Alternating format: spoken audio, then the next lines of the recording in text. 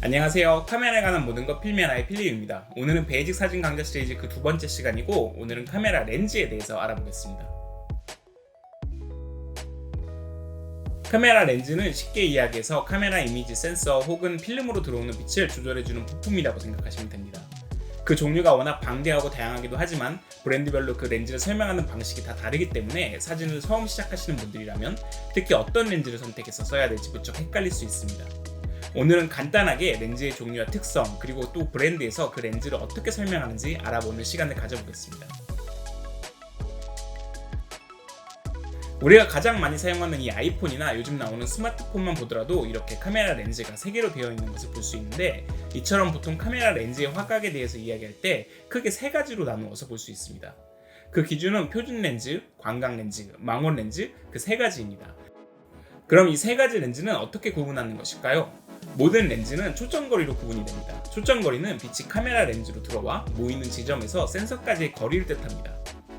이 초점거리는 보통 24mm, 50mm, 100mm 등으로 표시가 되며, 이때 35mm 풀프레임 센서를 기준으로 50mm를 표준 렌즈, 24mm를 광각 렌즈, 100mm를 망원 렌즈라고 부르고, 이 초점거리가 하나인 렌즈는 단렌즈, 초점거리가 변하는 렌즈는 줌렌즈라고 부릅니다. 이 초점거리는 카메라의 화각에도 영향을 줍니다. 예를 들어서 18mm 렌즈는 넓은 화각을 가지고 있고 100mm 렌즈는 좁은 화각을 가지고 있습니다. 이 좁은 화각은 카메라 센서 안에 피사체를 더욱 크고 가깝게 보이도록 만들어줍니다.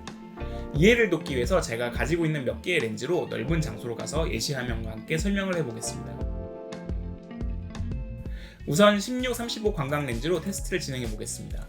광각 렌즈는 이렇게 넓은 화각을 보여주며 공간감을 느끼게 해줍니다. 이제 초점거리를 늘려가면서 촬영을 진행해 보겠습니다. 초점거리가 늘어나는 것에 따라서 화각이 줄어드는 것을 확인할 수 있고, 또한 멀리 있는 피사체가 점점 가까워져 보이는 것을 확인할 수 있습니다.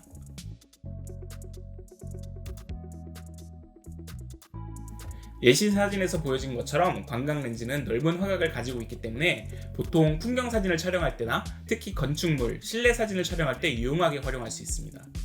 또한 그 짧은 초점거리 때문에 요즘에는 특히 블로그용 카메라나 셀피 전용 렌즈로 많이 사용이 됩니다. 예를 들어서 고프로나 카메라에 있는 이런 셀피 렌즈들이 광각 렌즈입니다. 표준 렌즈는 말 그대로 표준 렌즈로 어떤 상황에서도 적절하게 활용이 가능한 렌즈입니다.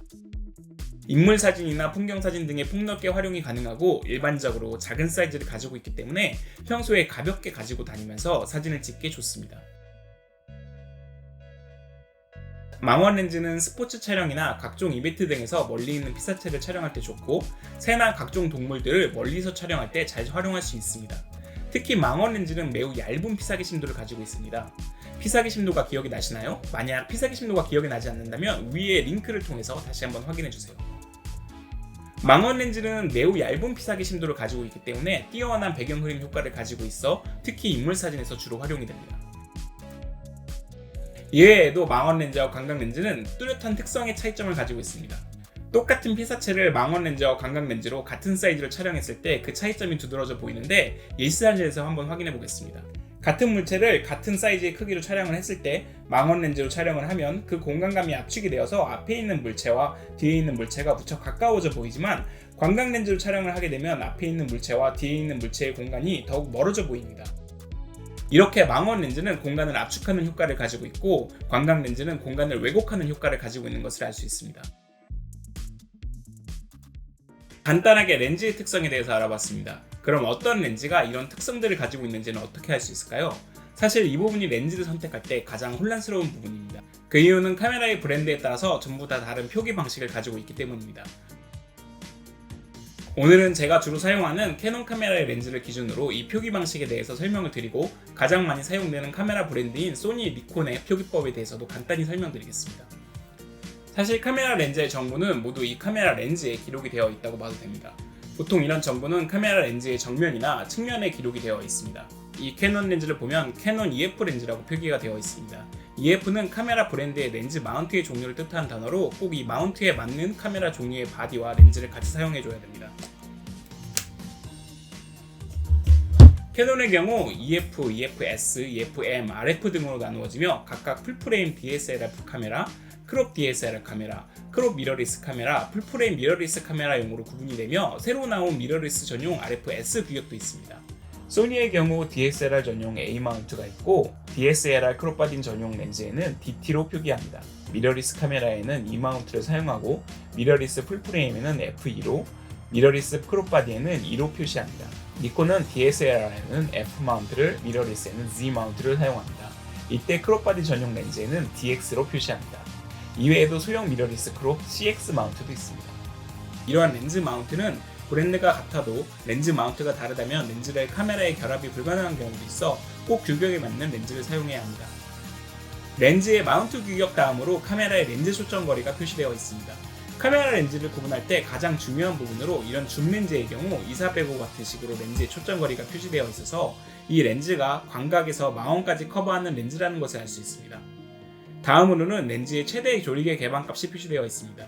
보통 이 조리개 값이 숫자가 낮을수록 더 좋은 렌즈로 취급하기 때문에 꼭 확인해야 하는 부분입니다. 이 조리개 값은 렌즈에 따라서 고정 조리개 값으로 2.8, 4 이런 식으로 하나만 표시되어 있는 경우도 있지만 가변 조리개 값을 가지고 있어서 f4.5-6.3 이런 식으로 표시가 된 렌즈도 있습니다. 이런 가변 조리개 값은 광각에서는 조리개 값이 4.5까지 열리지만 최대 망원에서는 6.3까지만 조리개가 열린다는 뜻입니다. 조금 전에 간단하게 줌 렌즈와 단 렌즈에 대해서 설명해 드렸는데 줌 렌즈의 경우 하나의 렌즈로 다양한 초점 거리를 사용하는 장점이 있지만 대신 조리개 값이 최대 2.8이라는 한계를 가지고 있습니다. 하지만 단 렌즈의 경우 훨씬 더 밝은 조리개 값을 가지고 있어서 최대 개방 조리개 값이 1인 렌즈도 있습니다.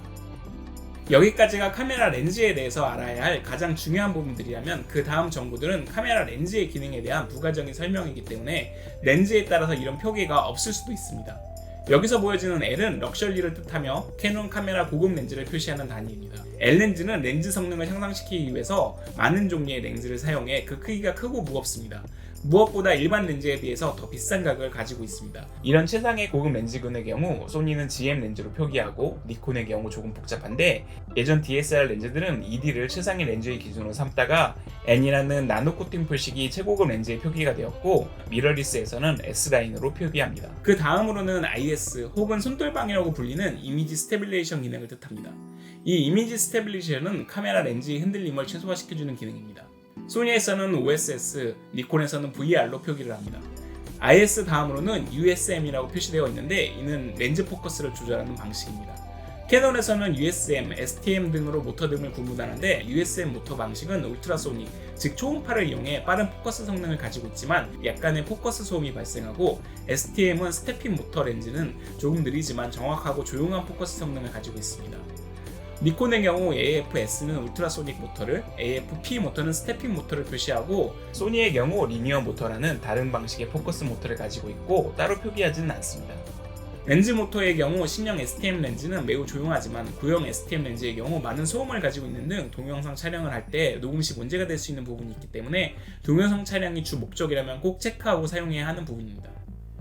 이제 마지막으로 렌즈의 구경입니다. 렌즈의 구경은 보통 렌즈의 전면에 기록이 되어 있습니다. 카메라 렌즈를 구입하면 보통 렌즈 보호용으로 사용하는 UV 렌즈를 비롯해서 다양한 렌즈 필터를 구입하게 되는데 이때 꼭 렌즈의 구경을 체크해서 사이즈에 알맞는 필터를 구입해야 합니다. 물론 스텝업 링을 사용해서 더 큰 필터 사이즈를 활용할 수도 있지만 제 경우 대부분의 경우 이런 스텝업 필터는 저가 제품이 많고 렌즈에 물려서 잘 안 풀리는 경우도 가끔 있어 잘못하면 비싼 렌즈를 손상시키는 경우가 있기 때문에 그 사용을 지양하는 편입니다.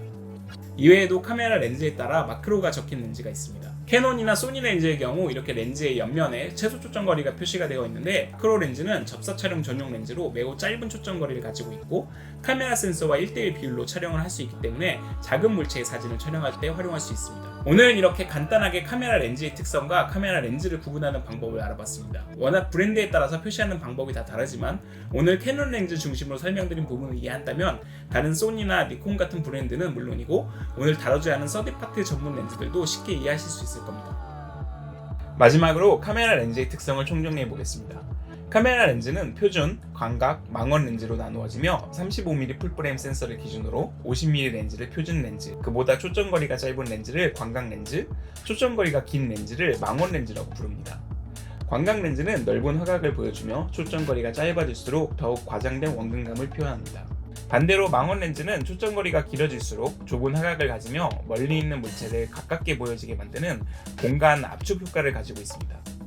이때 줌 렌즈는 이 초점거리가 변하는 렌즈를 뜻하고 프라임 렌즈는 고정된 초점거리를 가진 렌즈를 뜻합니다.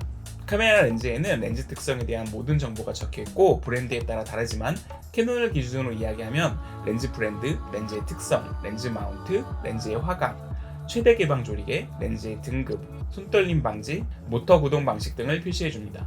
각 브랜드별 렌즈 특성 표시는 화면에 보이는 표에서 확인할 수 있습니다.